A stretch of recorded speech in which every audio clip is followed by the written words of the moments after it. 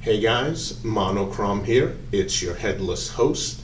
Welcome back to my channel. If you're new here, welcome. Genuinely good to have you. So as the video title says, we're taking a look at the best hatchet for bugging out. Now, this is not something that you would put into your bug out bag.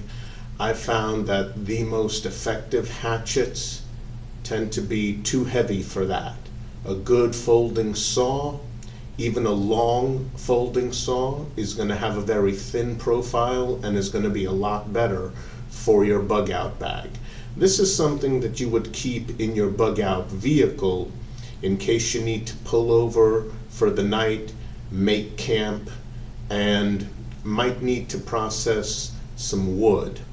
Now, in a huge emergency where everything is going to hell, pulling over in a secluded wooded area at night, good idea. Making a fire where everyone who might be in the vicinity is going to know that you're there, yeah, not a good idea. Don't want to do that, but it might be a localized emergency. So a fire might be a good idea, especially if you're traveling with your family, you have small kids, they're hungry, you need to cook some food, and a family sitting around a campfire, you know, very calming, very relaxing. But you're going to need something for processing wood. I'm not talking about a large camp axe or something that you think would be appropriate for taking down huge trees. Let's face it, most of us are not Paul Bunyan, but a good hatchet can definitely come in handy. In my opinion, this is the best one right here for bugging out. Again, this is something you would keep in your bug out vehicle, not your bug out bag, due to the weight of it. What you're looking at here is the Estwing Sportsman's hatchet. Now there's two versions. There's a shorter one, usually listed at an overall length of 12 inches, and there's a slightly longer one listed at an overall length of 14 inches.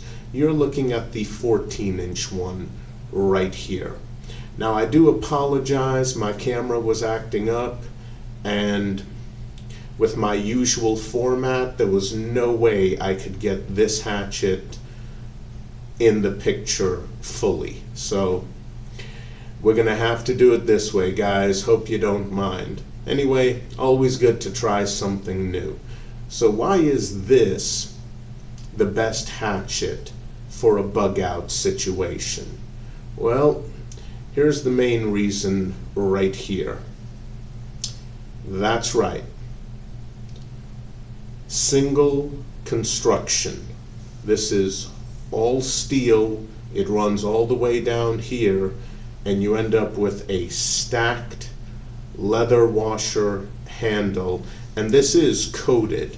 Now, the coating is a little slippery, but not too much so, and it definitely does an excellent job protecting the stacked leather washer handle from moisture and rot.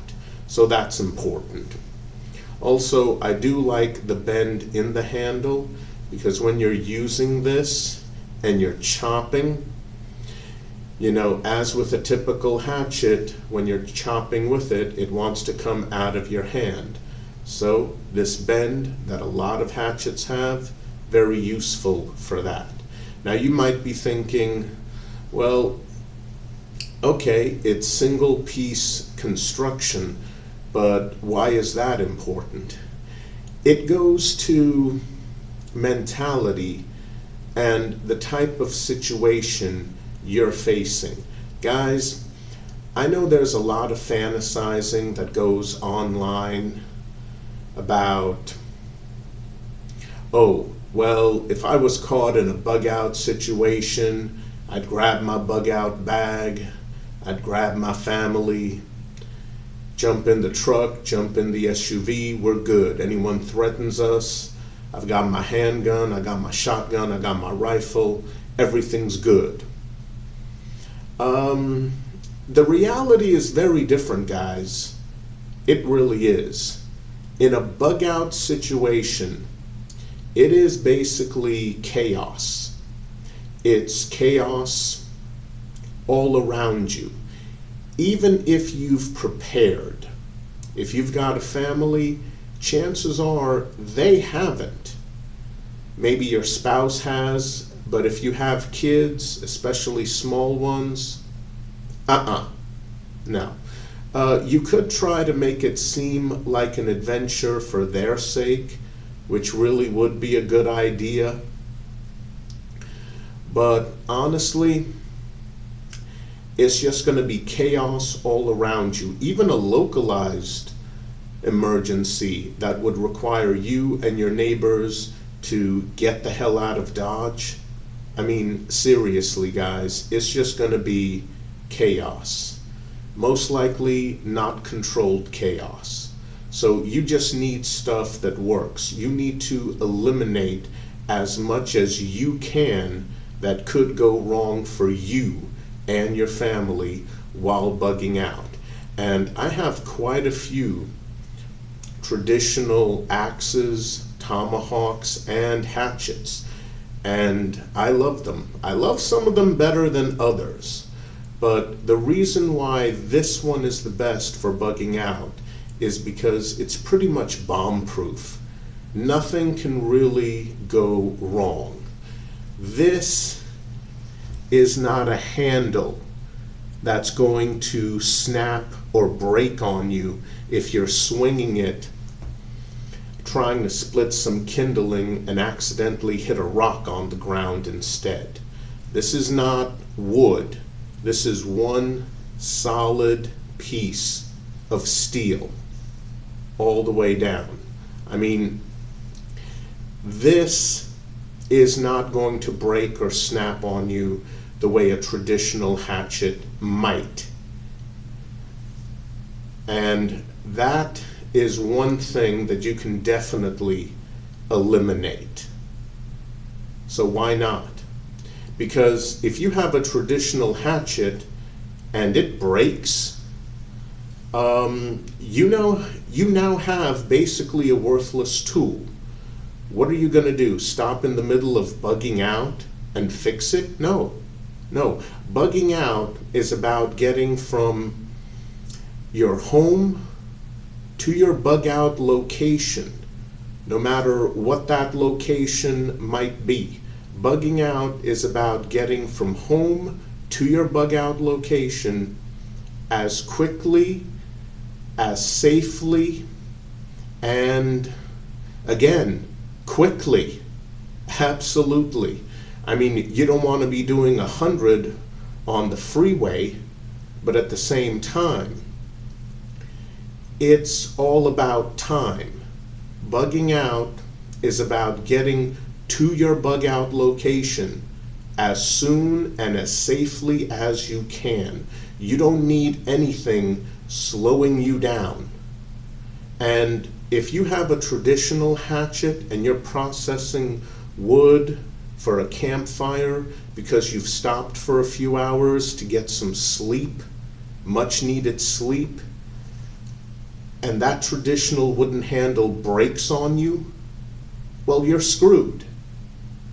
Now it becomes useless because you are not going to sit there, you're not going to carve a brand new wooden handle and somehow remove the wedge and the wood that's going to be trapped inside a traditional head in order to put on the new handle. You're just not going to do that. You don't have time for that. You literally don't have time for that. So you need something that's bomb-proof. There you go, single piece construction, no issues. Now, for those of you familiar with Estwing, you might be saying, well, isn't there a camper's hatchet? Yes, it is. And the problem is the bevel on it is too damn thick. Let me show you this one. Check that out. Nice and thin without being thin enough to constantly get stuck in whatever log you're processing. So I do prefer this one. I used to actually have the Estwing camp hatchet, the one with the nail puller notch underneath the head, and it was just too damn thick to be useful. This one isn't. Now some of you might be saying, well, hold on, what about the Fiskars X7? That's a really good hatchet. Yes, but it is actually two-piece. You get the head and you get the handle, which, I mean, it's attached to the head, but it's still two separate pieces. Credit where it's due, I have never heard of an X7 or any modern day Fiskars failing out in the woods, but still, a two-piece construction will never be as strong as a single piece that you're seeing right here. So again, this is the hatchet I definitely recommend for bugging out, because bugging out is not fun, it's not an adventure, it's chaos, and you need to eliminate as many things that can go wrong for you as you can, and that includes your hatchet for processing wood. Again, it's heavy. This is something that's going to stay in your bug out vehicle. Yes, it does come with a nylon sheath that covers the entire head. It's actually a pretty good sheath slash cover. And the only other thing, as you can see, the stupid warning stickers on both sides of this handle, I took those off. I recommend leaving that on because Estwing uses industrial strength glue, which is a nightmare to take off. Seriously. I took off the warning sticker on this side, I took off their advertising sticker on this side, and then I spent 2 hours with Clorox wipes, hot soap and water, trying to get that damn thing off. And I did eventually succeed in getting all that glue residue off. It took 2 hours, a lot of effort, and really wasn't worth it. So just leave the stickers on. But yeah, this is definitely my recommendation for a bug out hatchet. I hope you guys enjoyed this video. Please continue to stay safe out there. Unfortunately, it's definitely still dangerous. I'll see you next time.